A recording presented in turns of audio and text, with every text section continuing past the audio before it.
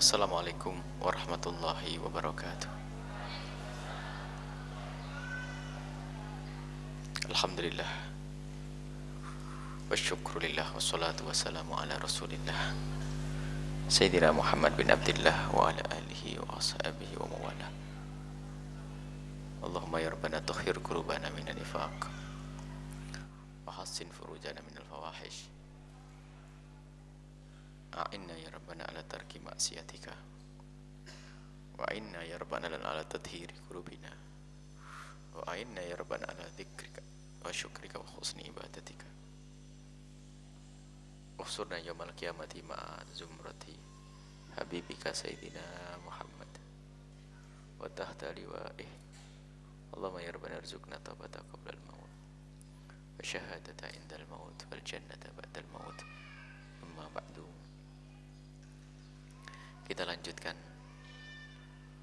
belajar kita dengan Imam Ghazali rahimahullahu ta'ala dengan kitab Ayyuhal Waladnya, yang kita saat ini berada dalam nasihat yang dinukil oleh Imam Ghazali dari Hatim Al-Assam. Faedah ilmu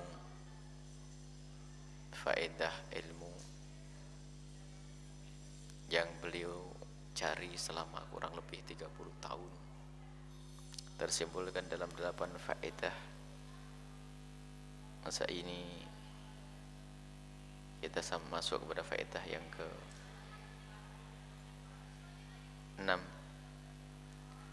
Al-faedah as-sadisatu qala al-musannif rahimallahu ta'ala nafa'ana Allah bihi wa bi ulumihi wa bi ulumikum fi darin amin ila anqal. Al-faedatu sadisatu, faedah yang ke-6, anni ra'aitun nasa, aku melihat orang-orang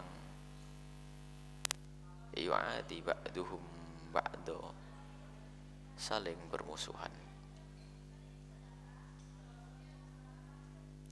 liqaradin wa sababin, karena kepentingan mereka, kepentingan dunia, kepentingan pangkat, berantem, berebut, bermusuhan dengan saudaranya. Dan itu yang dikhawatirkan Nabi, bukan kefakiran yang ditakutkan Nabi, bukan kesyirikan yang ditakutkan Nabi, tapi bermusuhannya itu loh. Satu penyakit yang sangat ditakutkan oleh Rasulullah dan pernah diingatkan kita oleh beliau, tabba alikum ta'ul umamil ladzina qablakum, merayap kepada kalian tuh penyakit seperti yang pernah menimpa umat terdahulu, yaitu al-baghdha wal hasadu, saling benci dan kedengkian, wahyal halikatu, dan itu adalah pemangkas. Wala aqulu tahliku sya'ra, aku tidak mengatakan itu memangkas rambut, kan, tapi walakin tahliku dina, memangkas agama. Bukan memangkas rambut, tapi memangkas agama. Kebencian, permusuhan, dan tidak mungkin gak ada sebab. Tentu sebabnya adalah karena urusan kepentingan dunia.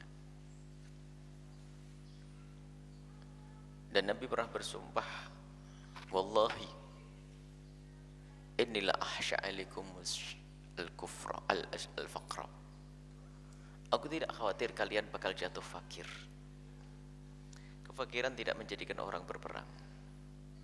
Bahkan Nabi juga pernah bersumpah, wallahi inni la akhsha alaikum an tusyriku, aku pun juga tidak khawatir kalian masuk kesyirikan. Walakinni ahsya alaikum antanafasu fiha, tetapi yang aku khawatirkan adalah kalian bermusuhan, berebut urusan dunia. Jadi permusuhan ini ada dan terjadi mulai dari awal penciptaan manusia, perseteruan antara Adam dengan Iblis. Perseteruan antara Adam dengan Iblis. Lihat, tidak ada yang Iblis tidak dirugikan oleh Adam. Bahkan iblis tidak dirugikan oleh Adam. Akan tapi ada sebab permusuhan, kembali kepada yang kita bahas pertemuan yang lalu, adalah hasud yang terjadi pada iblis kepada Adam. Sehingga betul kullu adawatin qad turja izalatuha illa adawata man adaka an hasadin. Semua permusuhan itu akan mudah untuk diselesaikan, kecuali permusuhan yang sebabnya karena kedengkian. Permusuhan karena kedengkian gak bisa diselesaikan. Permusuhan karena selain itu, dengki ini biasanya urusan-urusan dunia itu, pangkat. Nah ini masih dilanjutkan oleh Imam Hatim al-Assam. Permusuhan antara kita, gharad, ada maksud, sebab, dan sebabnya adalah urusan-urusan pangkat dunia dan seterusnya. Wa ta'ammaltu qaulahu ta'ala, kemudian aku merenung firman Allah Subhanahu wa taala, inna syaitana lakum aduwwun fattakhiduhu aduwwa. Setan adalah musuh, maka harus kau yakini, kau anggap dia adalah musuh. Jangan kau jadikan kawan setan. Fa'alimtu annahu la tajuzu adawatu ahadin ghairi syaitan. Ajib. Kalau begitu aku tidak boleh menjadikan siapapun musuh kecuali setan. Redalah hatinya. Enggak punya musuh dari kawan-kawan. Dengan manusia dimusuhi pun dia masih legowo, hatinya lapang, enggak pernah mendendam. Itulah yang disebut sebagai qalbun salim, hati yang selamat dari kebencian. Sebab musuhku hanya satu, setan. Sudah selesai. Musuhku hanya setan. Akan tapi alangkah banyaknya kita membuat permusuhan. Kadang-kadang karena hal sepele kita bermusuhan. Kadang karena kesombongan yang kita bela kita bermusuhan. Al-baghdha, sebab tidak diampuni oleh Allah. Sebab tidak diampuni oleh Allah, di hari-hari Allah mengampuni hambanya. Kebencian yang ada pada seorang hamba dikatakan halikoh, pemangkas. Memangkas agama bukan memangkas rambut. Nah, dari itu kita harus selalu cari obat untuk ini semuanya. Bagaimana agar hati kita di saat muncul kebencian kepada seseorang yang membawa kepada permusuhan, kita rubah menjadi bentuk kasih sayang dan cinta. Harus seperti itu. Kita mulai dengan banyak mendoakan saudara-saudara kita. Kita sadar mereka adalah saudara kita, kita doakan. Makanya pastikan setelah hari ini kita tidak pernah mengutuk siapapun, kita tidak pernah mendoakan jelek kepada siapapun. Pastikan itu. Musuh kita hanya setan. Musuh kita bukan orang yang berbuat dolim kepada kita. Musuh kita bukan orang yang mengambil warisan kita. Musuh kita bukan orang yang mencaci dan menghidangkan kita. Musuh kita hanya ada setan. Jadilah musuhmu hanya setan saja. Jadikan musuhmu hanya setan saja. Permusuhan luar biasa. Antar pondok, antar suku. Baik. Perlu ditata hati. Kebencian dengan ditandai dengan banyak mendoakan. Makanya kami Buya selalu menghimbau untuk bisa saling mendoakan. Di kalangan para pejuang-pejuang, hadirkan kawan-kawan kita dalam doa kita. Dan jangan didoa dengan doa borongan, bukan. Kita perlu juga doa sesaat untuk merinci satu persatu. Kita ingat si A dengan doa, kita ingat si B dengan doa, kita ingat si C dengan doa, dan ketahuilah doa yang kita panjatkan seperti itu, ketahuilah kebaikan dari doa akan diberikan kepada orang yang berdoa terlebih dahulu sebelum disampaikan kepada orang lain. Mendoakan orang lain agar hilang adawah, agar hilang permusuhan. Na'udzubillah. Balik kepada penyakit hati tadi. Al-faidatus sabi'atu, faedah yang ketujuh.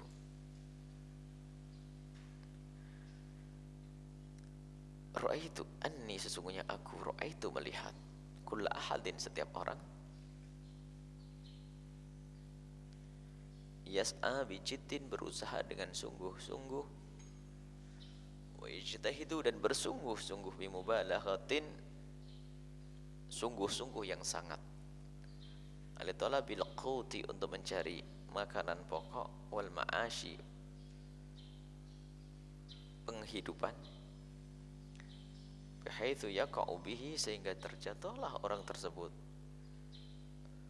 dengan itu fi subhatin, dalam syubhah, bahkan haram, haram,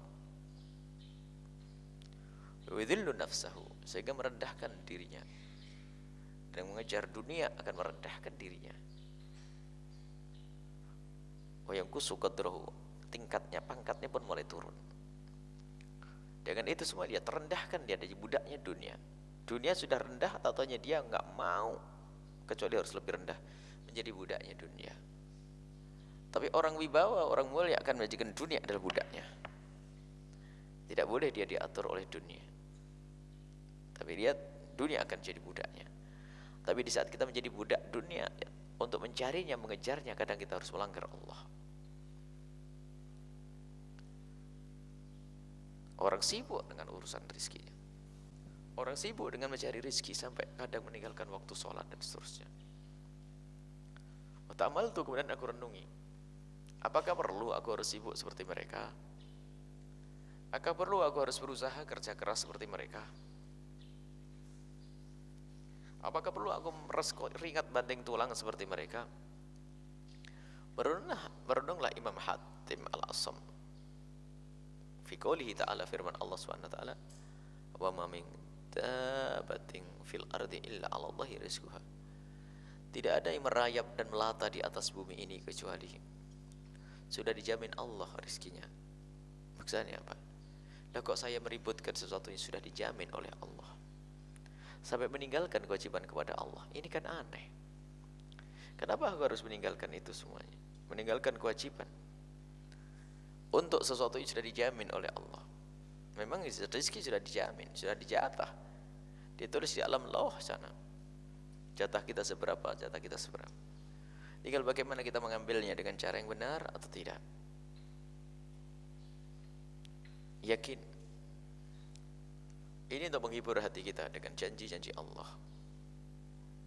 Sehingga kami suatu ketika ada yang bertanya pada guru Habib Ali, ditanya, bagaimana saya itu mau berjuang tapi masih mikir bagaimana urusan makan dan urusan ini. Jika ada orang berjuang kok masih bingung urusan makan, kalau orang menjadi juru dakwah, ustaz, kalau masih rasa takut kepada urusan makannya, balik lagi ke pondok, belajar lagi, belum pantas menjadi guru. Berarti kurang punya keyakinan. Sampai Imam Haddad mengatakan, jangan kalah kita dengan burung. Pagi berangkat perutnya kosong, pulang sudah kenyang. Bangun pagi pun sudah berceria dia, dengan kegembiraan. Tidak pernah mikir punya tabungan. Sudah dijatah oleh Allah. Dan hakikat sudah dijatah. Benar-benar sudah dijatah. Memang betul unik hal-hal seperti itu. Yang perlu kita bangun adalah keyakinan kita kepada Allah Subhanahu wa ta'ala. Apalagi para pejuang, ente ke depan jadi pejuang. Makanya modal yang paling besar buat kalian adalah kaya hati. Jangan bingung urusan makan, jangan bingung urusan kendaraan, jangan bingung urusan rumah. Gak usah mikir megah-megahan rumah, mewah-mewahan mobil. Itu bukan bagianmu untuk berdakwah. Kalau benar ini ada di hati kalian, enak dalam perjuangan. Menjalankan apa yang Allah mudahkan untuk kita. Terus dia juga khawatir jika ada anak-anak nanti tidak dipantau terus hatinya, sehingga menjadikan perjuangan adalah untuk memenuhi kebutuhan syahwatnya tadi, syahwat uang, syahwat dunia. Tapi kalau kalian kaya betul, dengan kaya hati, mau ditaruh di mana saja nyaman, karena dia tidak berpikir kecuali bagaimana saya berjuang di jalan Allah. Kalau kalian masih bingung mikir makan apa, nggak usah berdakwah. Kalau kalian bingung bagaimana nanti, gak usah berdakwah. Sungguh saat lapar-laparnya kalian gak sampai seperti Nabi 3 hari 3 malam.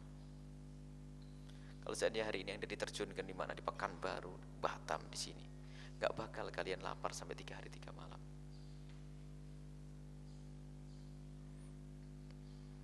Ya. Perlu ketulusan, kesungguhan.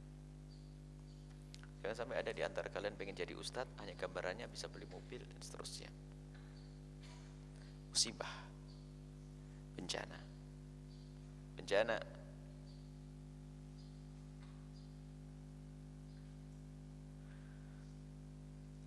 Fa'alim itu kemudian aku yakin an rizki ala Allah, rizkiku sudah ditanggung oleh Allah.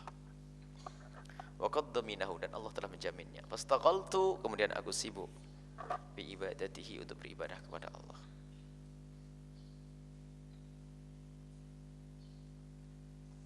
Wa qata'tu tama'i, aku pangkas tamakku.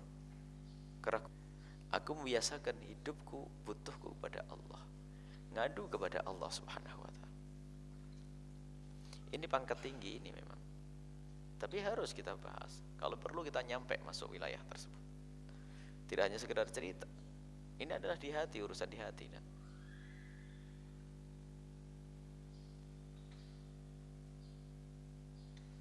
Kadang insya Allah zaman sekarang tidak bakal kelaparan.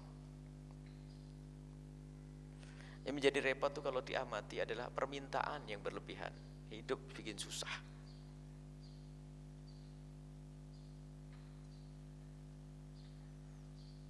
Harus target, harus gini, harus gitu. Jalani ya.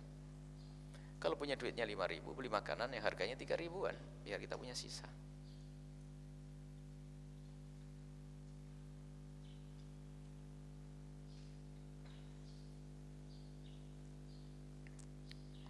Jangan sampai kita maksakan. Kadang-kadang makanan pun harus macam-macam. Juru dakwah harus biasakan dengan kesederhanaan. Di saat di rumahnya orang, buat mereka senang. Memberi makanan apapun, terima dengan senang hati. Biasakan lidahmu dengan makanan yang bermacam-macam. Enggak ada makanan favorit, semuanya favorit itu. Semuanya favorit di rumahnya orang. Bilang semuanya saya senang. Dan memang harus lidah kita biasakan dengan yang begitu. Sebab kita kadang masuk kampung diberi nasi jagung, diberi nasi ketela, nasi macam nasi ketela buat masakan, buat menggantikan nasi karena fakir. Jadi kita nyantai saja. Tiba-tiba suruh sarapan pakai roti model kayak Arab. Arab tuh tidak ada nasi sarapan, pakai roti. Kalau orang Indonesia masih lapar, berlatih juga. Sesaat kalau dulu Al-Bahjah ini pagi sarapannya roti semuanya, kayak di Arab. Ya main roti satu potong begini sama apa aja, halawah kayak semacam gula begini. Ini bisa beres sama susu. Perlu dicoba sekali-kali. Dan itu meringankan tugas dakwah kalian. Gak usah masak ngelipat nasi. Aslinya enak sekali. Dan beliau lebih menikmati dengan begitu sebetulnya, lebih cepat praktis. Di Arab tuh paling enak makanan tuh gak macam-macam. Telur rebus satu sama, kalau anak-anak Indonesia nyebutnya roti tempeleng karena kayak begini, keras gitu. Jadi kalau nunda makan sesaat saja jadi keras. Jadi harus anget. Sama sambal sudah enak, ya Allah, nikmat betul.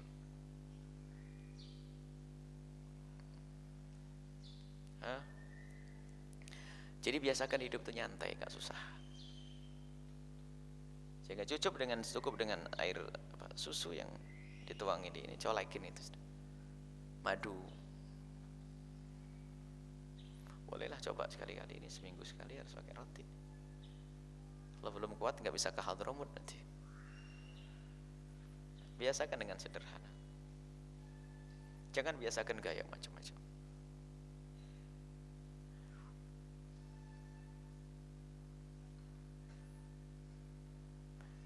Memang ya permasalahannya lidah ya, kebiasaan. Kalau kita senang nasi lodeh ya lodeh, rujak cingur. Biarpun pergi ke Amerika juga nyari rujak cingur. Buya pun di Arab bikin rujak, cari rujak. Petisnya minta kirim dari Indonesia, nggak ketemu petis, bingung. Akhirnya bikin gosongin kepala ikan. Kepala ikan digodok sampai bolak-balik jadi kayak petis. Ya udahlah, rasanya petis. Biasakan sederhana anak ya, supaya kalian tidak masuk permusuhan dengan saudara karena ada urusan dunia. Kalau sudah, dan jangan berhayal, jangan muluk-muluk, nanti pada waktunya Allah akan mudahkan segala urusan kalian.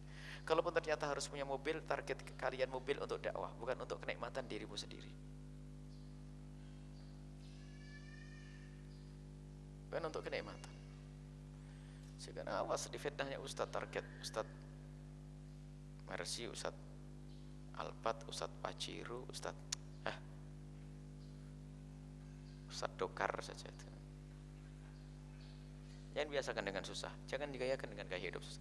Dan Buya tidak senang dengan anak-anak seperti itu, tidak senang, tidak istimewa. Gaya-gayaan urusan kendaraan, gaya-gayaan XL. Kalau ternyata mertua inti kaya raya, punya mobil banyak, ya nenek mati untuk berjuang, itu aja sudah. Diberikan pada inti, nah ini aku hibahkan ini karena kamu mantuku tercinta.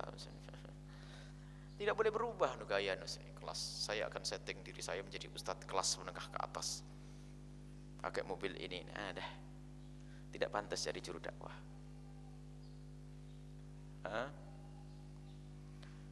Jadi dakwah kalian tuh enak, nyaman. Sebab ini permasalahan ini akan merambat kemana-mana nih kalau sudah urusan jaminan rezeki. Sehingga datang ke orang kaya pengen dikasih amplop, masuk ke rumahnya orang pengen dikasih makan, pengen ada.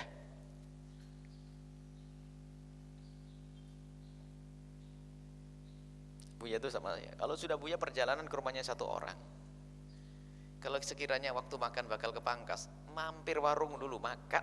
Jangan sampai di rumahnya orang dalam keadaan tamak nunggu kapan makanan dikeluarkan nanti. Bawa nasi bungkus murah. Bawa nasi bungkus deh, yang mau ikut Buya itu nasi bungkus dari rumah. Sehingga diperkirakan nanti kalau kita makan di sana, alhamdulillah, kalau jam makan misalnya jam 2 siang, kalau kita belum nyampe ke sana, ini kalau nunggu makan lama, makan kenyang. Sampai di sana nggak usah nunggu-nunggu dikasih apa nanti. Biasakan dengan ini, itu adalah modal yang paling besar buat ente. Seperti ATM yang nggak pernah habis tuh. Karena kalian nggak susah. Warung nggak usah mau mewah-mewah, yang penting penjualnya berkerudung, solehah, insya Allah. Lagi murah harganya, lauknya sedikit, nasinya boleh ngambil bebas. Biasanya cari anak pondokan gitu. Apalagi kalian amalkan dari Nabi semuanya, kalau makan jangan banyak-banyak. Ini kan enak banget. Hidup kalian harus nyaman, tidak susah.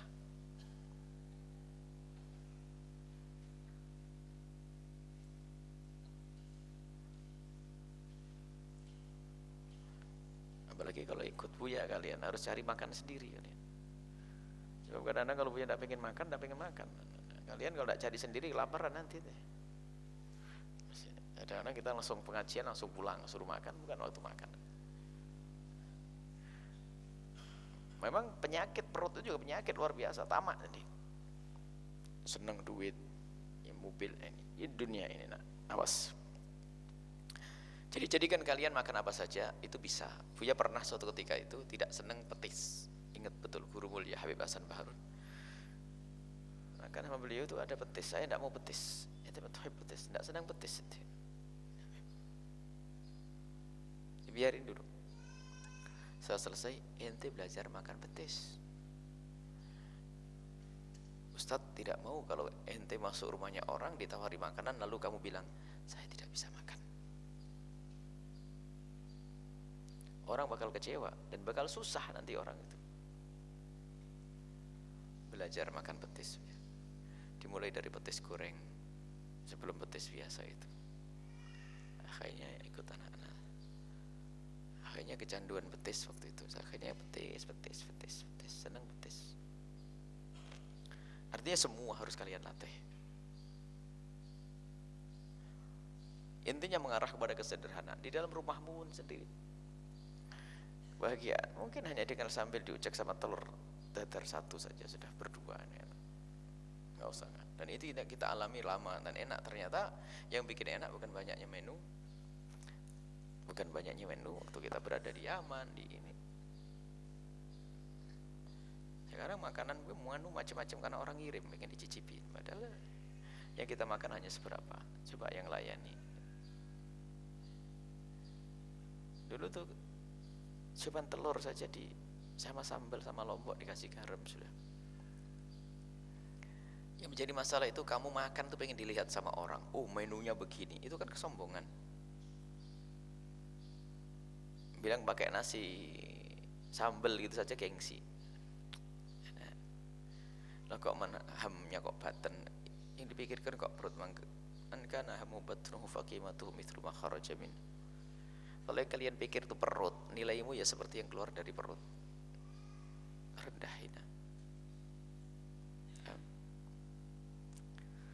Al-faidatu tsaminatu, faedah yang ke-8.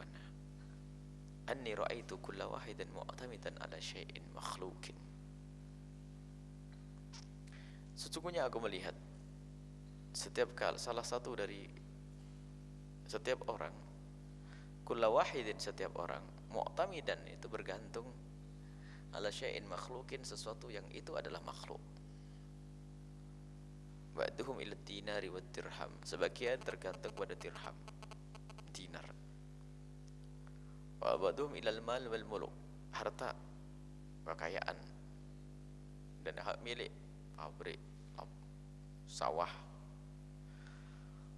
Wa ba'duhum ila al-hirfati, ini persis, sebagian kepada pekerjaan, wasinaati, sama kurang lebih. Khirfah adalah kerjaan, wasinaati sama kayak keahlian. Khirfah keahlian, wasinah yes pekerjaan. Bisa kerja di pabrik, perusahaan, bangga. Wa ba'duhum ila makhluqin mithlihi, bahkan sebagian gantung kepada orang serupa dengannya.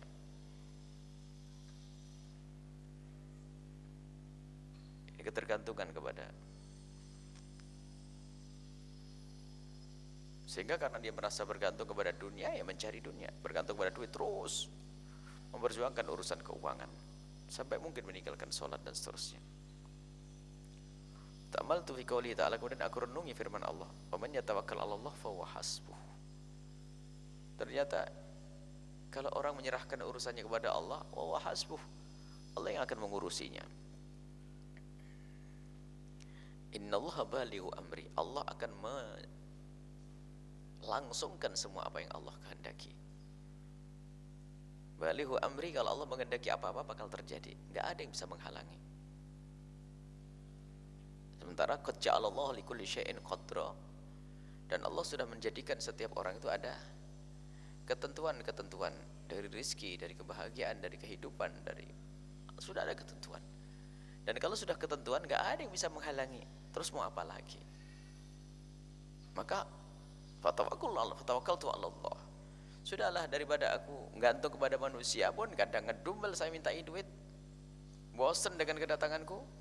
Tapi dengan Allah yang di saat aku mendekat mereka, Allah sungguh sangat baik, semakin baik.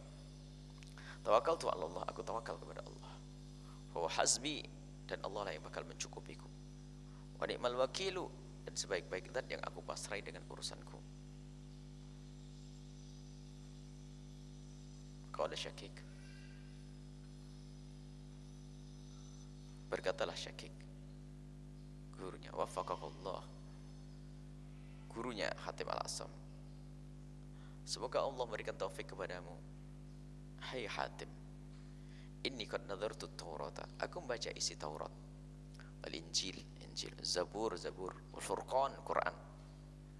Fawajadtul kutub al-arba'ata, aku temukan 4 kitab tersebut, taduru, tersimpulkan, muter-muternya, ala hadhil faidati ats-tsamaniyati, pada faedah 8 ini. Wa man amila biha, barang siapa yang mengamalkan faedah yang 8 ini, kana amilan bihadil kutubil arba'ati, seperti telah mengamalkan kitab yang 4 ini. Ayyuhal walad, wahai anak, qad alimtu, aku telah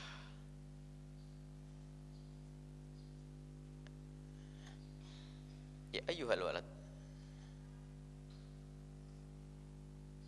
qad alimta, engkau sudah tahu min hatainil hikayataini, dari dua kisah yang aku sebutkan dari Hatim al-Asam sama kisah sebelumnya tentang Shibli.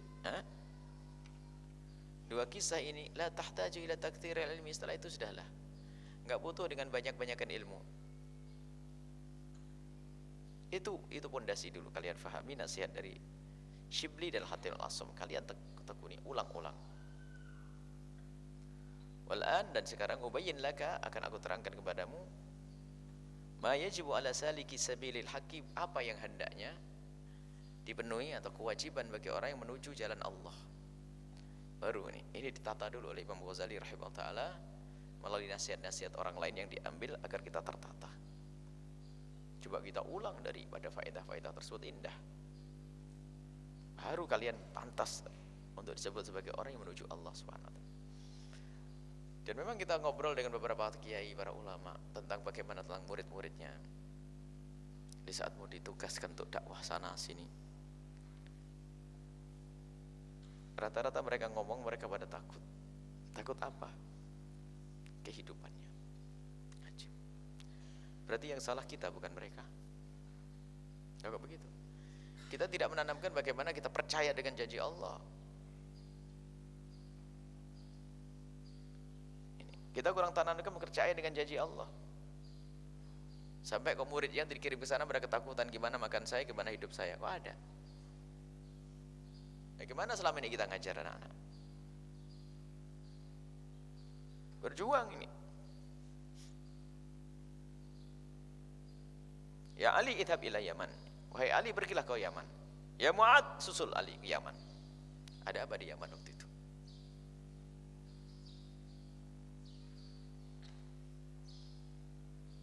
Ada sikap berjuang, dan kalian pun harus seperti itu. Kalau sudah yang kita cari dunia, aduh capek.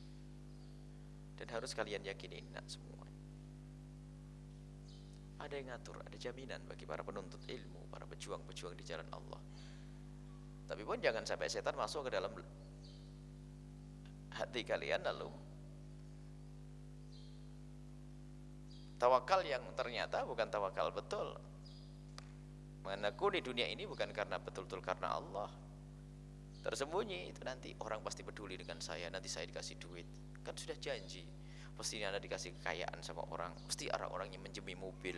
Nah, ini sudah niatnya salah lagi. Bukan untuk itu kalian berdakwah. Kalian berdakwah bukan agar orang kasihan sama kalian lalu memberikan kepada kalian uang. Kalian berdakwah bukan untuk menggugah hati orang untuk bisa membelikan rumahmu. Kalian berdakwah bukan agar orang menjemi motormu. Bukan itu sudah terperosok lagi dalam salah niat itu. Kalian berjuang karena Allah Subhanahu wa ta'ala. Kaya, kalian harus menjadi orang paling kaya, yaitu kaya hati. Duduk dengan orang kaya nyantai, dengan pejabat nyantai. Tidak pernah dia merunduk. Kalau orang menjadi tawaduk karena kefakiran, ini paling bahayanya manusia. Kalau orang tawaduk karena kefakirannya akan menjadi manusia yang paling bahaya, yaitu di saat diberi oleh kekayaan pasti sombong karena ukuran rendah karena kefakiran. Jadilah Rib'i. Rib'i adalah orang yang compang-camping dengan tongkat, bajunya ala kadarnya, duduk di depan kaisar seperti seorang raja dia duduk, tidak pernah khawatir. Masuk pengawal pada bingung. Masuk dengan wibawanya, padahal dia adalah orang yang bukan orang yang gagah. Dengan baju compang-camping, membawa tongkat, tiba-tiba duduk di samping sang raja. Raja ketakutan. Siapa ente? Aku adalah utusan-utusannya Muhammad. Bukan utusan Rasulullah, utusan-utusannya Rasulullah. Karena dia tidak ketemu Rasul. Aku adalah utusan-utusannya Rasulullah. Utusan-utusannya Muhammad. Kalau utusan-utusannya saja punya keberanian seperti ini, bagaimana dengan yang utus? Dan bagaimana Muhammad itu sendiri? Ada wibawa ini. Dia tidak pakai mobil mewah. Tidak pakai mobil mewah masuknya ke rumah raja. Enggak usah ditakut-takut dengan mobil mewah raja itu. Tapi hatinya memancarkan wibawa. Sampai sang kaisar pun mikir, ini utusan-utusannya Muhammad saja kayak begini, bagaimana dengan Muhammad? Gemeteran dia. Wibawa kalian tuh. Jangan gara-gara kefakiran lalu merasa terhinakan, kemana-mana menjadi orang rendah. Bukan seperti itu. Berarti kalau kalian mengukur kefakiran menjadi sebab kalian rendah, berarti kemuliaanmu hanya karena harta. Kalian sudah salah persepsi, rendah kalian.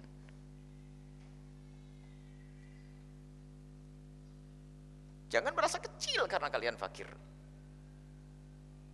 Sebab kalau sudah kefakiran menjadikan kalian merasa kecil, di saat kalian kaya akan membusungkan dada. Aku sudah bisa, rendah. Semua kita fakir di hadapan Allah. Kita semua fakir di hadapan Allah.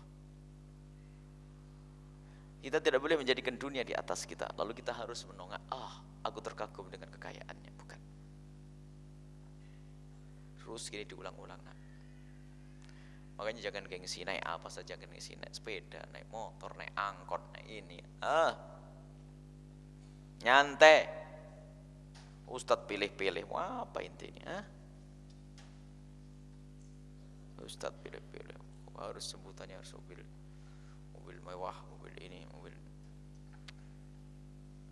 Zaman dulu naik dokar, naik becak, naik sepeda, jalan kaki.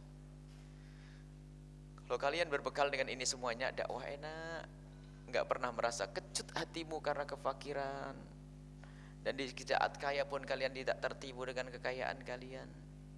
Uya ulang-ulang, kaya melarat itu sudah jatah. Biarpun kalian jungkir balik, kalau melarat tetap melarat. Kalau jatahnya kaya ternyata dimudahkan segala urusan, mintalah kepada Allah semoga Allah mencukupi. Ya, akan tapi yang harus kita benahi hati. Dalam keadaan apapun hatiku harus kaya. Aku tidak boleh tunduk dengan orang kaya, tidak boleh tunduk dengan pejabat, tidak boleh.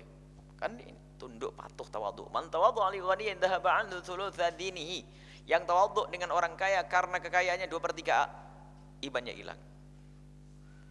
Dan ingat nasihat Buya, jangan sering-sering masuk ke rumahnya orang kaya. Enggak ada perlunya. Orang kaya datang ke tempat ente.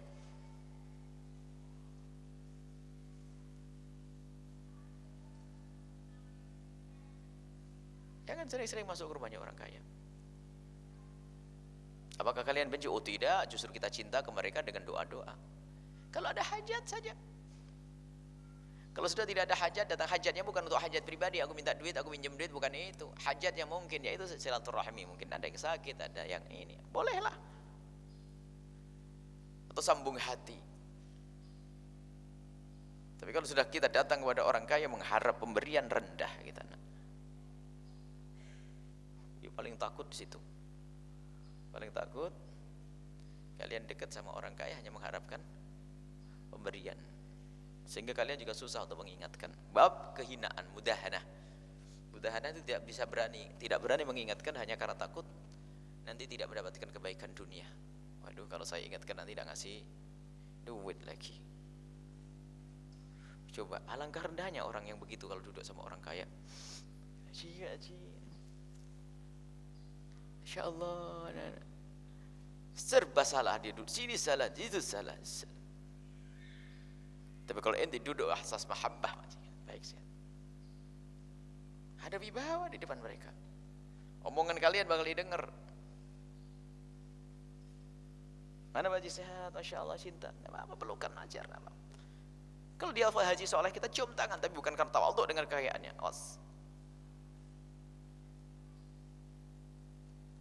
Dan jangan terlalu banyak berharap dengan di tangan mereka, yang ada di tangan mereka. Ini pengalaman, Bu ya, pengalaman. Subhanallah. Memang kita harus betul-betul menyerahkan kepada Allah. Suatu ketika ada orang dikatakan dia adalah orang kaya yang sekiranya bakal membantu dan sebagainya. Dan kapan di saat kita berharap itu justru nol, Allah kasih sebaliknya. Alhamdulillah. Suatu ketika ada orang bertanya, butuh berapa pondok semuanya gini. Insya Allah nanti akan kami usahakan gini baik. Berharap sampai Buya kumpulin ini. Tak hitung semuanya. Tambah pusing gara-gara tahu pengeluaran pondok ini. Ternyata pengeluaran pondok sangat besar sekali. Gara-gara itu mabuk. Aduh, sudah begitu apa? Orang itu juga tidak ngasih. Karena salah. Kenapa saya berharap?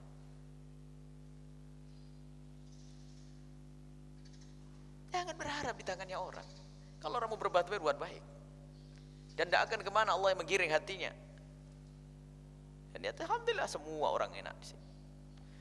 Yang berjuang tulus mereka, bukan pengen disanjung, bukan pengen disapa, bukan pengen di itu loh nak. Itu khawatir kalau memang anak-anak itu masuk dalam dunia ini, masuk dunia melalui agama. Waduh, ulama masuk, naudzubillah, mau apa? Dan dia akan selalu punya ulang-ulang nasihat ini. Jangan deket sama orang kaya yang kalian pengen kekayaannya. Tapi kita selalu ternyambung hati dengan mereka. Banyak orang-orang kaya bersama kita, dan insya Allah orang-orang baik semuanya. Orang tulus, orang ini kalau berjuang. Kalau berjuang nggak tanggung-tanggung deh. Kita cintai mereka dengan hati kita, bukan dengan basa-basi yang menjerumuskan. Kita cintai dengan hati kita, kita doakan mereka semoga Allah memberikan, Allah menerima amalnya. Doa sudah, mereka butuh doa, nggak butuh duit karena sudah banyak duit. Sanjungan kita pun tidak menyelamatkan kadang. Mereka butuh apa? Butuh doa semoga dikabul oleh Allah, diberi kebaikan. Enak wibawa kalian.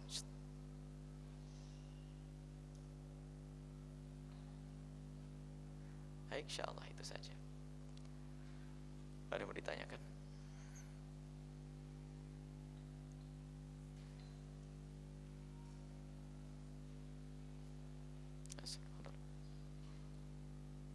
Silakan. Ada yang bertanya?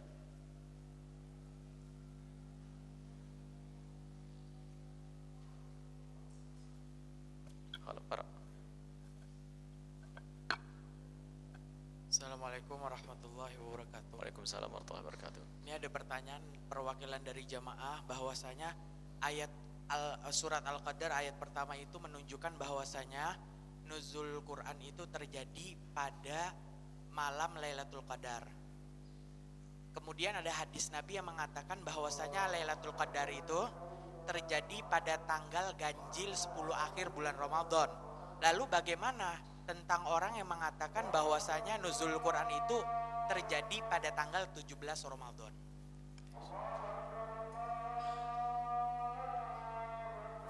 Allahu Akbar, Allahu Akbar.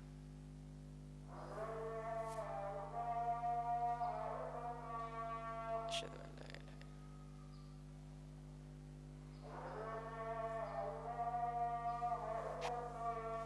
Asyhadu an la ilaha illallah.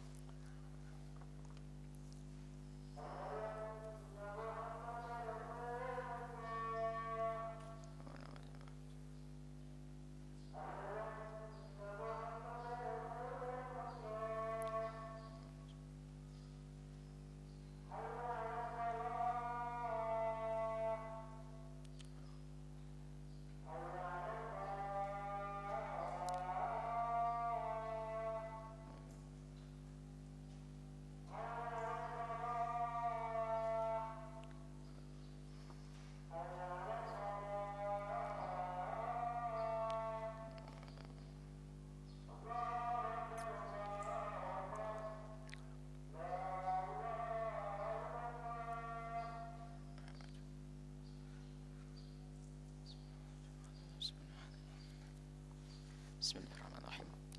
Pertama masalah nuzulul Quran dulu. Nuzulul Quran, Al-Quran itu turun. Pertama adalah min lauhil mahfud ila sama'id dunya. Allah turunkan Al-Quran dari lauhil mahfud ke sama'id dunya itu duf'atan wahidatan, spontan. Ini turun dari lauhil mahfud ke sama'id dunya. Sama'id dunya hanya Allah dan Rasul yang tahu dan malaikat Jibril. Nah ini, kemudian dari sama'ud dunya dibawa oleh malaikat Jibril ke hati Nabi Muhammad munajjaman, sedikit demi sedikit sesuai dengan kebutuhan. Yang ketiga adalah disampaikan oleh Nabi Muhammad kepada umat. Jadi adalah turun Al-Quran seperti itu. Kebetulan ini termasuk kemuliaan Lailatul Qadar itu adalah pas di hari turunnya Al-Quran duf'atan wahidatan itu tadi, itu bertepatan dengan malam Lailatul Qadar.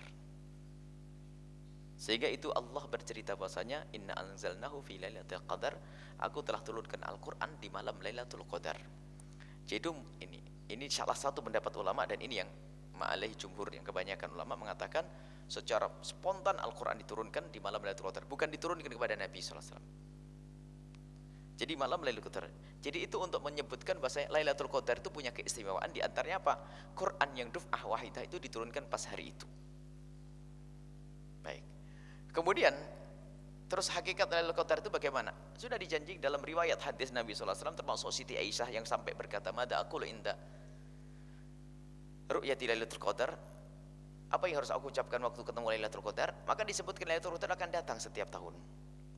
Itu hanya mengisahkan bahwasanya waktu nuzulul Quran, waktu nuzul Quran tuf'ah wahidah itu bertepatan dengan hari Lailatul Qadar.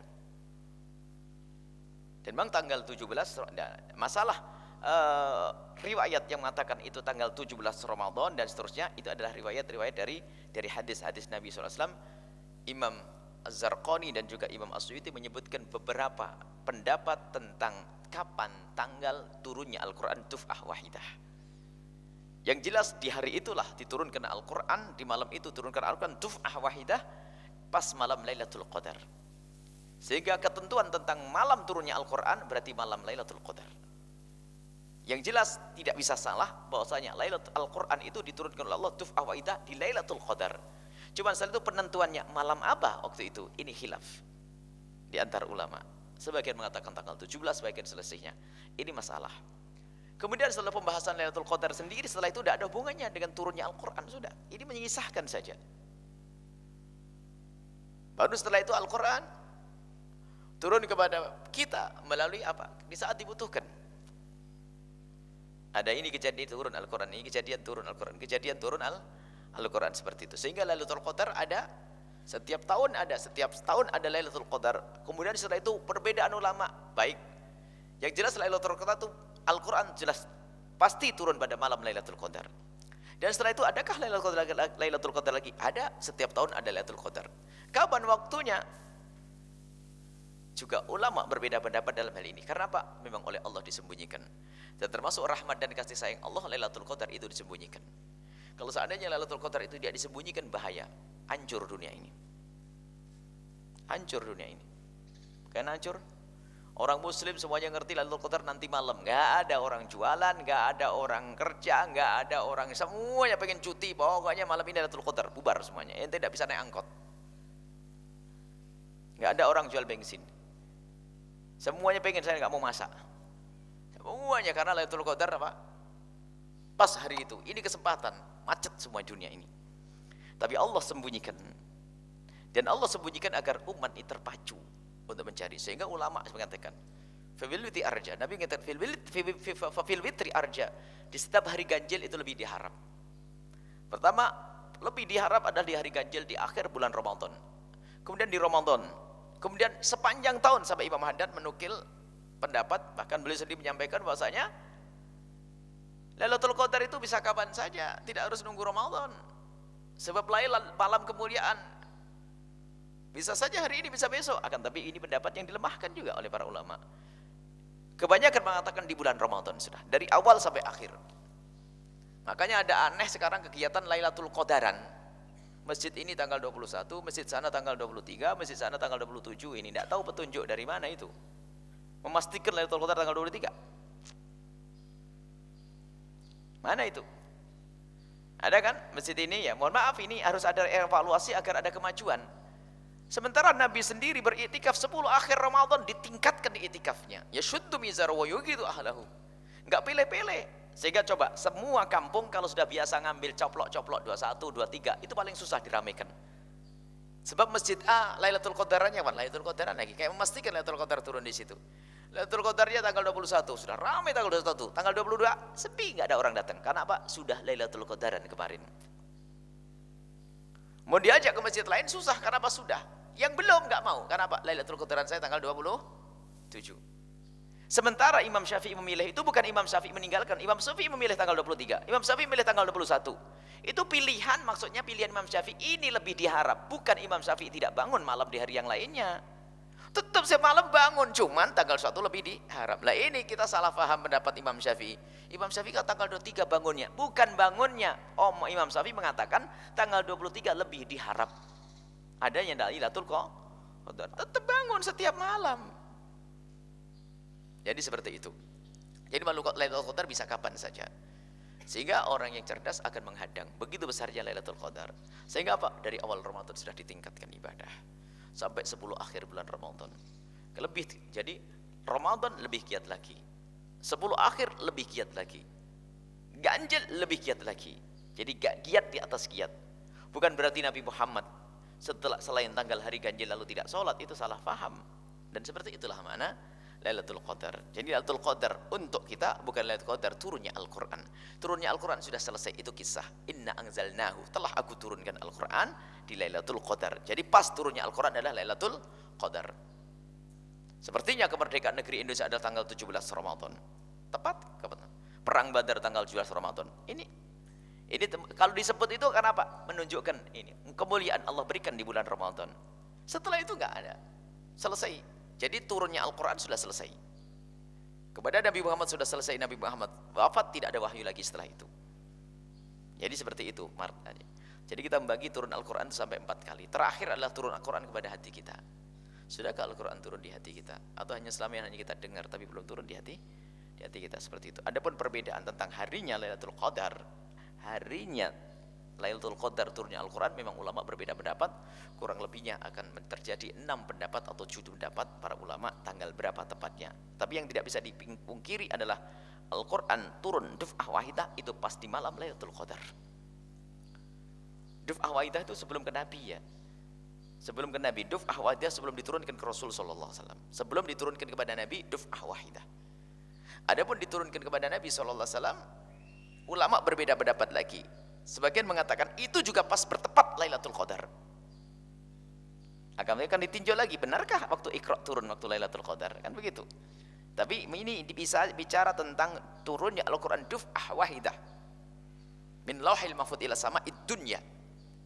Itu yang dibahas, maksudnya inna anzalnahu fi Lailatul Qadar, saat itu saja. Selebihnya adalah Lailatul Qadar bisa berpindah-pindah dan berganti-ganti. Wallahu a'lam bishawab. Assalamualaikum warahmatullahi wabarakatuh. Salam. Mohon maaf Bu ya, mau bertanya Bu ya. Rukun Islam itu ada 5 Bu ya. Yang kedua, ketiga, keempat, dan kelima itu ada syarat dan rukunnya Bu ya. Cuma mengenai syahadat Bu ya, itu apakah ada syarat dan rukunnya? Yang kedua, kata Buya tadi jangan sering masuk ke rumahnya orang kaya kecuali ada hajat. Kalau seandainya Bu ya ada seorang ustadz ya sering didatangi itu Bu ya, ngasih-ngasihan seperti itu tuh, sikap seorang ustadz tersebut seperti apa? Mohon maaf. Assalamualaikum warahmatullahi wabarakatuh. Didatangi orang kaya. Didatangi Bu ya. Mohon maaf. Assalamualaikum warahmatullahi wabarakatuh. Syahadat ini dibahas tentang mengucapkan atau keyakinan asyhadu an la ilaha illallah asyhadu anna muhammadar rasulullah, rukun Islam. Ulama membahas tentang mengucapkan kalimat syahadah, ini sudah kita bahas di bab akidah pada pertemuan yang lalu. Apakah mengucapkan kalimat syahadah itu syartun minal imani wa syatrun minal imani, yang mengatakan bahasanya bersyahadat adalah syatrun minal imani, maka syarat orang bersyahadat baru sah kalau diucapkan. Kalau tidak diucapkan belum dianggap beriman. Ini bagi yang mengatakan bahasanya mengucapkan kalimat syahadat adalah syatrun, bagian daripada iman. Iman dibagi 2, di dalam hati separuh, di dalam ucapan separuh. Kalau tidak diucapkan maka tidak sah imannya. Sebagian lagi mengatakan an-nutqu bi syahadataini syartun, dan syarat di sini ada 3. Yang pertama, syarat li'ijra'il ahkam ad-dunyawiyah. Syarat untuk dianggap saja, untuk diberlakukan sebagai hukum sebagai orang Islam. Syarat untuk dianggap sebagai orang Islam agar diberlakukan atasnya hukum Islam. Seandainya tidak mengucapkan pun sah di hadapan Allah, asalkan ada keyakinan di dalam hati. Sehingga menurut pendapat ini, orang yang tidak berucap syahadat, dia hanya dosa di hadapan Allah, tapi dan di dunia tidak dianggap sebagai seorang mukmin. Akan tapi tidak dianggap sebagai seorang mukmin dan tidak bisa dikubur di kuburan kaum muslimin. Karena apa? Dia belum mengucapkan kalimat syahadat. Yang kedua adalah mengucapkan kalimat syahadat adalah syaratun lisihhati, syarat sah. Menurut syarat yang mengatakan ini adalah syarat sah, jika seseorang tidak mengucapkan kalimat syahadat, tidak sah imannya secara lahir dan batin. Di hadapan Allah tidak ada yang dianggap. Di hadapan Allah tidak dianggap. Maka di sini bagi yang mengatakan kalimat syahadat adalah syaratun li ijra'il ahkam ad-dunyawiyah, hanya untuk memberlakukan hukum di dunia, maka ketahuilah iman itu yang penting di dalam hati, biarpun belum mengucapkan dengan kalimat syahadah. Belum mengucapkan kalimat syahadah, maka dia adalah insya Allah di hadapan Allah akan diterima selamat. Itu adalah berangkat dari keraguan Imam Ghazali, taraddudnya Imam Ghazali, ragu-ragu. Wa kaifa yukhallatu man kana fi qalbihi mithqalu dzarratin minal iman, gimana akan diabadikan di neraka orang yang di dalam hatinya ada benih iman tadi. Mustahil Allah akan mengabadikan orang itu. Nah, ini dari sini bisa diberi makna. Yang pertama harus kita ketahui bahwa urusan pembahasan kalimat syahadat itu bukan orang yang sudah Islam. Ini sudah dibahas masalah akidah kemarin ya. Urusan orang yang asli kafir. Kalau orang yang sudah beriman gak usah pakai syahadat, anaknya orang Islam gak usah syahadat, sudah Islam itu. Anaknya orang Islam yang bapaknya Islam, ibunya Islam, ya sudah Islam dia. Biarpun gak bersyahadat. Jadi kalimat syahadat itu hanya yang berlaku untuk orang kafir yang mau masuk Islam. Jadi orang asli kafir mau masuk Islam wajib mengucapkan kalimat syahadat. Dan di sini termasuk Imam Abu Bakar Al-Baqilani, begitu mudahnya kalau ada orang mengatakan Tuhanmu Allah, ya iya, itu sudah sah. Tidak harus mengucapkan asyhadu alla ilallah asyhadu anna Muhammadur Rasulullah. Tapi jumhur ulama mengatakan syaratnya lah ini kalau pengen. Harus dengan kalimat syahadat atau terjemahannya asyhadu alla ilaha illallah wa asyhadu anna Muhammadar Rasulullah. Ini syaratnya. Dan nanti ada tambahannya bagi orang yang mengakui Nabi Muhammad Nabi tapi hanya untuk kaum tertentu. Ada kelompok namanya Aisawiyah. Aisawiyah itu mengakui Nabi Muhammad Nabi, tapi Nabi Muhammad Nabi hanya untuk orang Mekah saja, orang Arab saja. Maka dia belum benar imannya. Sehingga kalau bersyahadat bukan asyhadu alla ilaha illallah Muhammadur Rasulullah linnasi ajmain. Harus ada tambahannya. Kenapa? Belum sah imannya. Jadi syaratnya adalah dia itu tidak, syaratnya meyakini, syaratnya dengan hati meyakini bahwasanya tidak ada Tuhan selain Allah. Ini adalah syarat di hadapan kita di hadapan Allah. Adapun urusan syarat lahir, hanya dia wajib ikrar dengan lidahnya kepercayaannya kepada Allah Subhanahu wa taala, ikrar dengan lidahnya. Adapun bentuk ikrarnya ulama berbeda. Jumhur ulama mengatakan harus ikrar seperti yang tertulis asyhadu alla ilaha illallah Muhammadur Rasulullah. Kalau ada yang berkata aku iman kepada Allah dan Rasulnya, sah menurut kaul lemah. Jadi seperti itu. Karena ini adalah syarat, ini adalah hanya cukup diucapkan lidah, ya syaratnya ringan. Seperti sholat kan harus dengan anggota tubuh semuanya. Ada syarat batin tentunya, harus meninggalkan keyakinan-keyakinan yang terdahulu. Seperti Ahmadiyah, kalau bersyahadat beda. Tidak cukup asyhadu alla ilaha illallah asyhadu anna Muhammadar Rasulullah. Harus ada tambahannya khatamun nabiyyin. Supaya memangkas tidak ada nabi selain nabi. Kalau hanya asyhadu alla ilaha illallah Muhammadar Rasulullah, waktu kemarin pun orang Ahmadiyah juga bersaksi tidak ada Tuhan selain Allah dan Nabi Muhammad utusan Allah. Cuman kekafirannya belum dipangkas. Harus ada lanjutannya. Makanya tinggal dia itu latar belakangnya apa. Kalau orang nol nyembah berhala dan sebagainya, asyhadu anna Muhammadar illallah, tidak ada Tuhan selain Allah. Belum percaya Nabi Muhammad, jadi percaya anna sayyidina Muhammad Rasulullah, selesai. Seperti itu. Itu bahasan yang panjang lebar Buya sampaikan kemarin masalah mengucapkan kalimat syahadat. Dan jangan salah, itu hanya berlaku bagi orang yang belum masuk Islam. Jangan orang Islam suruh bersyahadat khusus. Itu adalah orang sakit. Orang Islam dia adalah disebut sebagai orang yang Muslim biarpun tidak mengucapkan kalimat syahadat.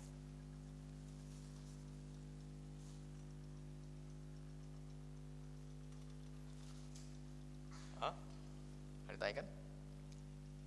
Buya,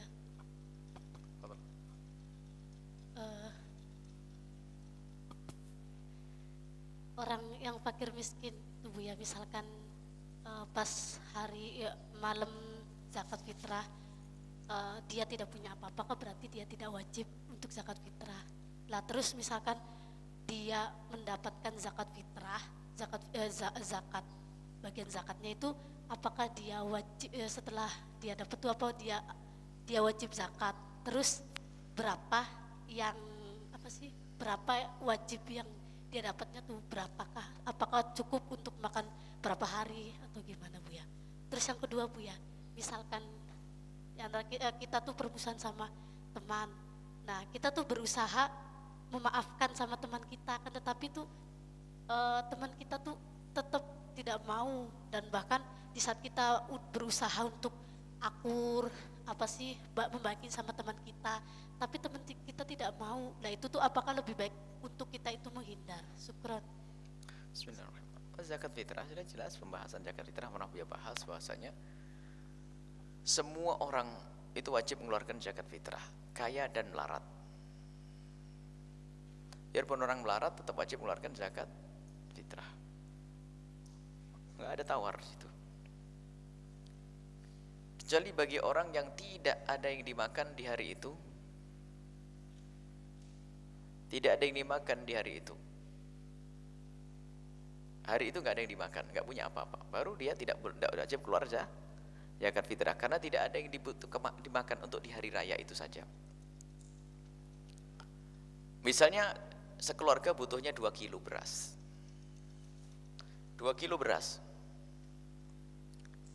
Sementara dia punyanya 5 kilo. Berarti dipotong 2 kilo, sisanya 3 kilo dikeluarkan zakat fitrah. Untuk siapa? Untuk dirinya sendiri. 2,5 kilo. Lebihnya setengah kilo siapa? Untuk istrinya. Ada sebagian mengatakan untuk anaknya. Jadi tetap harus keluarkan zakat fitrah. Berarti anak yang satu saja. Selebihnya gimana? Selebihnya ya nggak wajib, karena tidak ada yang dikeluarkan. Jadi bukan berapa hari kebutuhannya, kebutuhan hari itu saja. Ini kan sudah jelas kebutuhan hari itu. Ini berkali-kali ini sudah, bukan sekali ini darsnya. Jadi kebutuhan hari itu saja. Yang nggak punya kebutuhan hari itu baru dia nggak wajib keluar zakat. Ya, misalnya hari ini beras habis, ya, ada yang dimakan hari itu, ya nggak wajib keluar. Tapi kalau masih punya, dikeluarkan harus. Seberapa keluarnya? Ada zakat fitrah 2 on. Ada zakat fitrah kok 2 on, iya sah. Kenapa? Dia punya beras, dia orang hidup sendiri, punya beras 2 kilo, punya beras 2 on tok. Kelebihannya. Atau kayak tadi berlima, dia 5 keluarga. Dia butuh nasi setiap hari 2 kilo. Cuman hari itu pas hari raya sudah dia irit-irit, atau ya pas hari raya punya beras 2 kilo 2 on. Berarti untuk dimakan 2 kilo. Sisanya berapa? 2 on. Wajib dikeluarkan 2 on. Kalau tidak dosa dia. Oh, zakat saya 2 on. Karena tidak ada lagi yang lainnya. Jadi wajib keluar zakat fitrah. Yang penting di rumahnya ada yang dimakan. Kalau sudah nggak ada yang dimakan, atau pas hanya untuk dimakan, tidak wajib keluar zakat fitrah. Jadi jangan ngomong masalah kaya melarat di sini, nggak ada. Biarpun budak wajib dikeluarkan oleh tuannya. Seorang anak bayi keluarkan oleh bapaknya, wajib zakat fitrah semuanya. Pertanyaannya lagi adalah, jika orang menjadi kaya di hari itu karena diberi oleh orang, tetap wajib mengeluarkan zakat karena dia punya. Tidak harus dari jerih payahnya sendiri, tidak. Pagi itu dia belum punya apa-apa. Dia orang melarat, aduh gak punya gambaran punya zakat. Jadi bagaimana orang cukup dengan zakat fitrah? Wajibkah dia keluar zakat fitrah? Wajib, karena Pak, zakat fitrah itu dimiliki olehnya. Berarti saya punya. Saya punya duit ya, saya punya makanan, ya sudah wajib keluar zakat. Karena hari itu ada uang saya ada beras. Jadi kaya itu gak penting dari mana asalnya, apakah kaya dari zakat atau kaya dari kerja, tidak penting. Yang penting hari itu dia punya enggak makanan. Punya, lebih. Dari mana? Dikasih, wajib zakat. Karena kaidahnya seperti itu. Yang penting dia punya. Bahkan zakat mal pun demikian.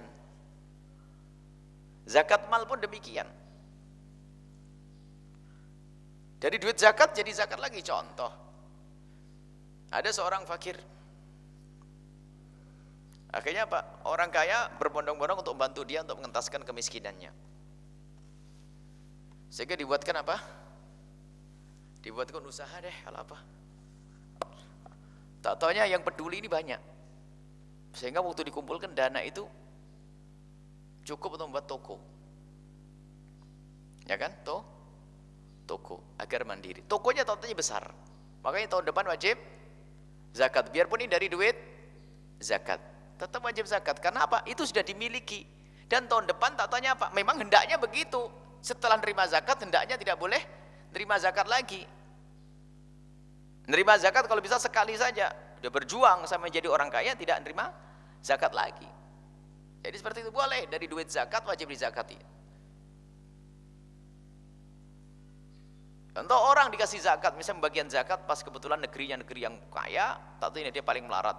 Ada orang ngasih zakat blek bareng, duitnya jadi banyak hari itu. Atas dasar dia fakir, cuman karena yang memberikan zakat banyak, sehingga duit itu ngumpul, sehingga menjadi orang kaya saat itu. Sebab punya 50 juta belum tentu orang kaya loh ya. 50 juta belum tentu orang kaya. Sebab kaya harus kalian tahu, ada orang kaya dengan pekerjaan, ada kaya dengan harta. Ada orang punya 50 juta, tapi dia lumpuh, gak bisa bekerja, gak dianggap kaya. Karena apa? Baru disebut dia sebagai orang yang cukup kalau diperkirakan sampai dia mati, kira-kira duit itu habis atau tidak. Kecuali dia punya uang sambil punya pekerjaan, ini baru bisa dianggap sebagai cukup. Kalau dia lumpuh, duitnya berarti akan dimakan terus. Duitnya akan dimakan terus. Sehingga harus kalian tahu, ada kaya bil amwal, ada kaya bil hirfati, ada kaya dengan pekerjaan. Dia kerja di kantor, nggak punya aset, nggak punya pabrik, nggak punya tanah, tapi kerja di kantor. Kebutuhannya 2 juta setiap hari, sebulan. Gajinya 5 juta, kaya atau tidak? Kaya, lebih dari kebutuhannya. Jangan berkata aku nggak punya mobil, nggak punya ini, nggak punya ini, karena dia lebih dari kebutuhannya. Seperti itulah kaidahnya. Baik, yang kaya biarpun dari duit zakat, maka dia tetap wajib keluar zakat. Apalagi mengeluarkan zakat fitrah, sangat wajib. Baik. Yang kedua masalah apa tadi? Ya kasihan, ente tidak usah ambil pusing. Kalau ente minta maaf tulus kalau kepada seseorang, kasihan kalau ada orang pendendam seperti itu. Kalau ada orang tidak mau memaafkan, naudzubillah. Paling busuknya manusia. Kalau ada orang dendam sampai tidak memaafkan, jangan kau nikahkan adikmu, kakakmu dengan dia, jangan urusan dengan dia. Karena paling busuknya manusia tidak membuka hati memaafkan orang. Terus mau apa? Allah saja Ghafar. Nabi kurang, Nabi agung mulia, itu paling busuknya orang. Sudahlah, jangan berurusan dengan orang kayak begitu. Ada pendendam, tidak memaafkan sampai mati. Innalillah, mau apa? Hati busuk itu baghdha yang tadi kita bahas, benci kayak begitu. Tapi kita sebagai orang minta maaf tetap nyantai. Saya minta maaf, beruntung yang kita minta maaf. Tapi kalau ada orang seperti itu sudah hati-hati, jangan dekat, jangan urusan dengan adikmu, iparmu, jangan sampai urusan dengan orang gitu. Dia adalah iblis, manusia ahli neraka yang berjalan di atas bumi. Yang ditakutkan Nabi al-Baghdha, orang punya kebencian dengan orang, pendendam. Ente minta maaf ala keadaan selesai. Kalau sudah alhamdulillah, assalamualaikum, selesai. Orang sakit dan tidak menarik belas. Termasuk ciri yang harus ditolak menjadi menantu, menjadi ini adalah orang punya sifat pendendam. Awas, hati-hati. Sama prasangka buruk. Jangan batalkan urusanmu kalau mau menikah dengan orang yang pendendam sama punya prasangka buruk. Tidak akan ada ujungnya. Kau salah sedikit saja dalam rumah tangga diingat-ingat sampai kapanpun. Allah naudzubillah. Prasangka buruk, kita nggak melakukan apa-apa, dituduh melakukan. Makanya batalin semuanya manusia kayak itu. Jangan urusan dengan dia. Jangan urusan dengan manusia seperti itu. Hati busuk, jahat, jelek. Biarpun katanya orangnya cantik, dermawan. Nah, dermawan pendendam nggak menarik hati. Hati-hati. Pokoknya kalau ada orang pendendam, ada orang sifatnya pendendam. Nabi sangat marah dengan sifat itu. Al-Baghdha. Allah bagi bagian pengampunan, nggak dapat malam nisfus Sa'ban, nggak dapat pengampunan. Ini nggak dapat ini. Aduh, capek orangnya, hidupnya nggak berkah. Ngapain nikah dengan rakyat begitu? Ngapain diambil menantu, batalin, sorry, alafu. Nah, sudah semua orang tahu loh sifat pendendam itu ada. Makanya segeralah kalau ada di antara kalian punya sifat pendendam, langsung pangkas. Lapangkan dadamu untuk maafkan siapapun yang berbuat salah kepadamu. Ya, amalkan ar-ru'anu kadiminal ghaidha, saya tidak marah, disakiti. Afina, aku maafkan.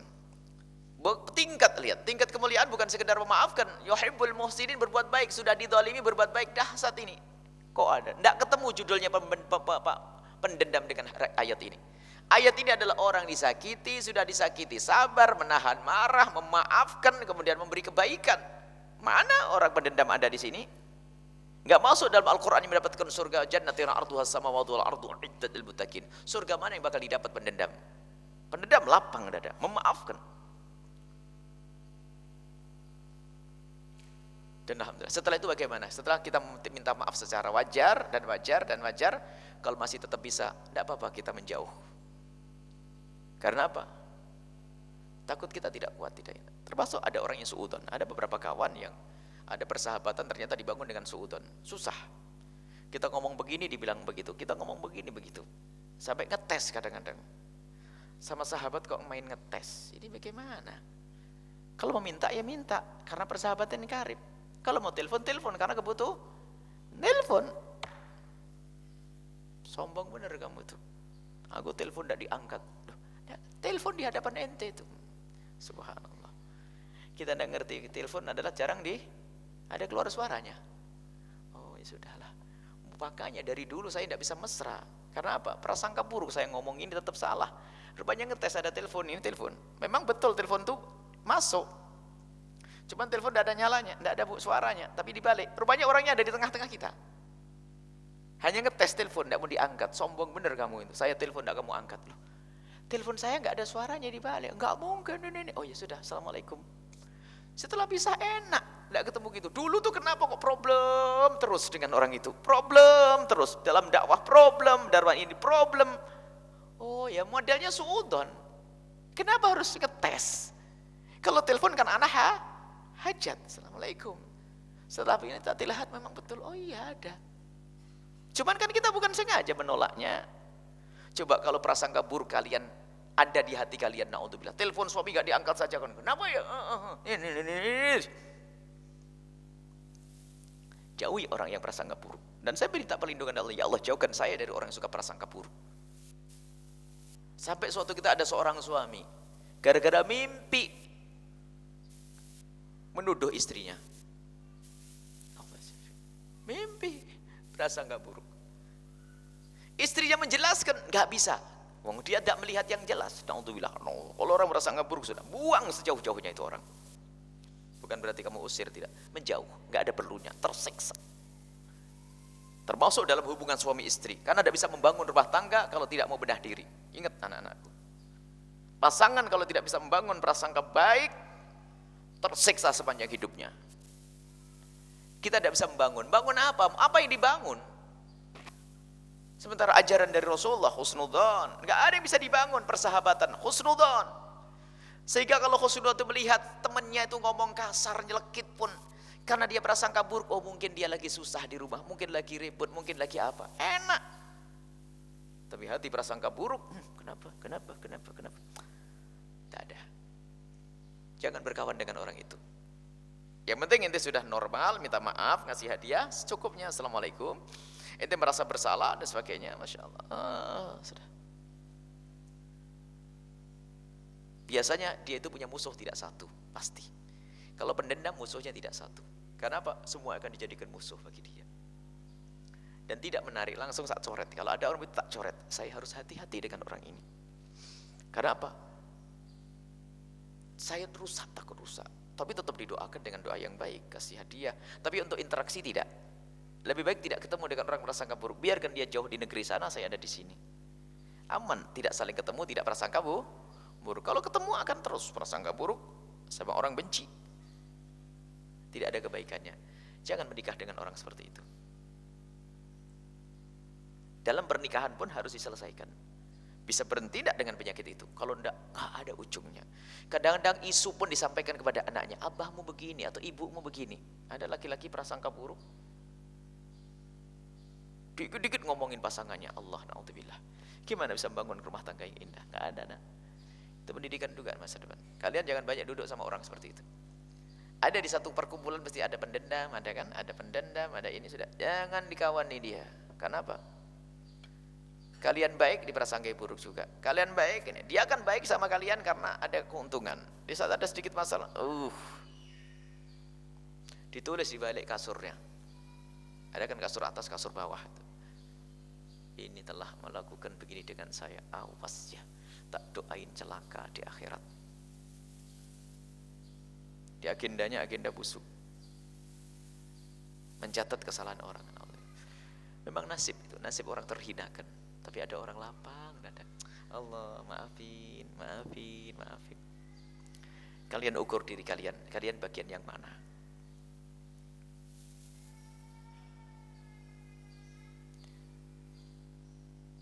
Sebuah komunitas, gara-gara ada satu manusia suka prasangka buruk, subhanallah. Ini pernah kita ngurusi. Orangnya sih tidak banyak, hanya belasan orang. Ada satu orang, karena dia suka prasangka buruk, setiap melihat sesuatu langsung diceritakan, dia gitu loh, dia. Sementara yang lain hanya mendengar ke bawah, gitu, perang. Cuman berapa belas orang itu, gak akur. Keputusan dari Allah, anak ini harus keluar dari lokasi itu. Karena satu hal dia dibutuhkan orang tuanya pergi cek, terungkap semuanya. Setelah dia tidak ada, aman. Dan sama di sini pun juga pernah ada dulu suatu ketika ada orang, kalau ada ini dibut berantem ini, tukang masak ini berantem ini, tukang masak ini berantem ini. Pergilah, benalunya aman. Dan harus disingkirkan begitu. Harus disingkirkan. Kita punya bukan ada apa, kenapa kok orang ini ribut dengan ini? Kenapa ribut dengan ini? Kenapa ini? Ada setannya pasti ini satu. Orang suka prasangka buruk, sama pendendam, hati-hati. Baik, hati-hati ya nak, ya insya Allah jaga hati semuanya. Singkirkan dari kehidupan kita orang-orang seperti itu, karena akan merusak semuanya. Wallahu a'lam bishawab. Assalamualaikum. Ayo bismillah, akhir soal. Bisa langsung. Ada suaranya sudah. Assalamualaikum Buya. Bagaimana caranya mengingatkan orang tua yang telah kecanduan merokok? Karena kecanduan merokok. Yang telah? Kecanduan merokok. Karena mengingat kondisinya yang telah sakit-sakitan, namun ingin mengingatkannya itu tanpa melukai atau menyinggungnya sedikit pun itu Buya. Bagaimana? Contoh Buya. Assalamualaikum warahmatullahi wabarakatuh. Assalamualaikum. Orang tua kecanduan merokok, pertama harus kita tuh banyak mendoakan dahulu. Kemudian dengan kalimat yang halus, dengan cara yang halus ya. Jangan mengingatkan dengan gaya sok, udah mau mati ngerokok gitu. Tidak seperti itu, tidak. Dengan kalimat yang halus diingatkan ditunjuk dari kesehatan. Kemudian didengarkan fatwa ulama yang halus, bukan ulama yang mencaci maki.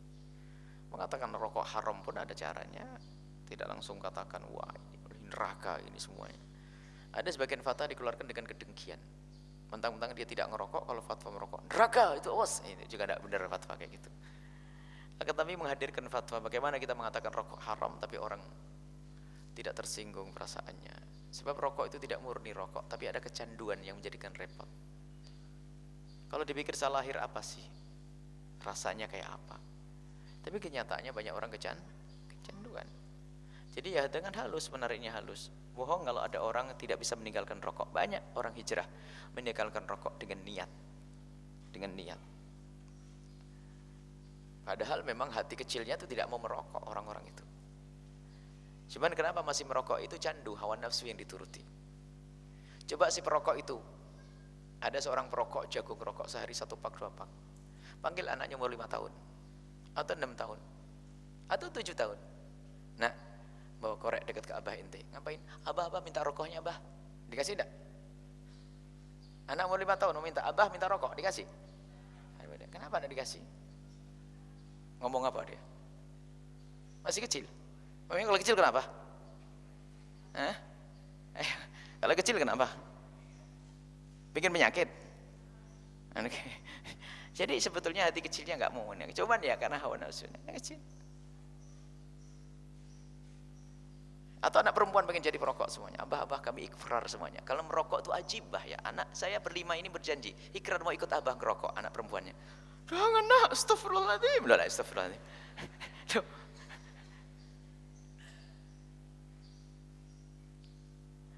Begitulah sebetulnya. Jadi ada keinsafan. Dan halus, ingatinnya halus perlahan. Mungkin diingat tentang sakitnya, ingat tentang fatwa ulama yang halus, jangan ulama yang keras. Abah ini fatwa ulama, bang yang merokok mati suul khotimah, nanti neraka jahanam. Apa anak kamu nak? Dia akan berhujah, kiai ini juga ngerokok, kan gitu hujahnya. Karena memang salah kamu menyampaikan hujahnya, bukan begitu. Diajak berpikir, apa kata dokter, apa kata ini, halus ya. Kalau ternyata tidak bisa, doakan semoga Allah mengampuni, selesai. Jadi tidak harus semuanya diselesaikan. Kalau kita pengen menyelesaikan semuanya, seolah-olah melebihi dari Nabi Sallallahu Alaihi Wasallam. Allah alam sallallahu alaihi wa alaikum futul arifin wa ja'alakum minal ulama al minasin wa tu'atil mukhlisin yutahhir qulubana hasin furjan wal fahish. Berikan ilmu yang manfaat, jauh daripada cinta dunia, dimudahkan urusan dunia kita untuk berjuang di jalan Nabi Muhammad SAW.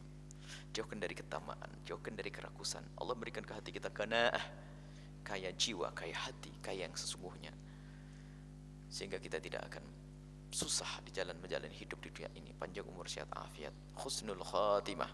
Habib Hashim. Fatihah.